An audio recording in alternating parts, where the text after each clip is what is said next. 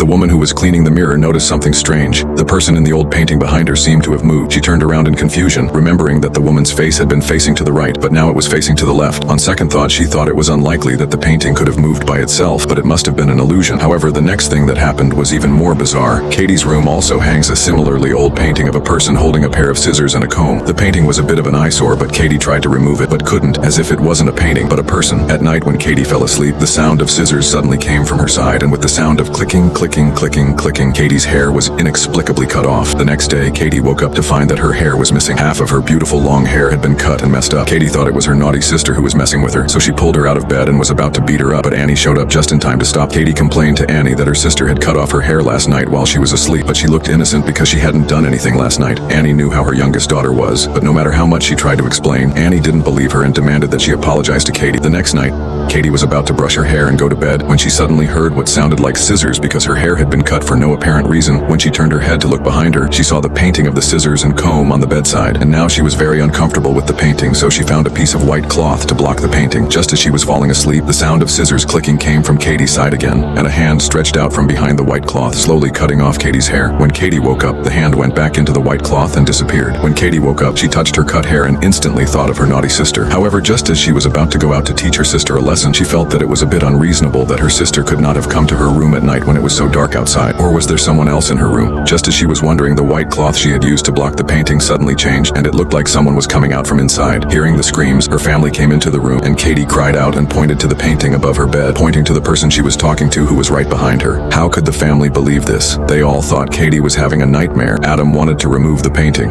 but no matter how hard he tried, the painting is not moving, as if it had grown on the wall. In the end, it took two men, Adam and Nick, all their strength to remove the painting from the wall. They thought that would be the end of the story, but then more strange things happened, and was sleeping at night when she heard someone running around the house. At first, she thought it was her youngest daughter who was not sleeping, but when she came out of her room to check, she found a child jumping into the painting, and it was not her daughter Lucy, but the person in the original painting.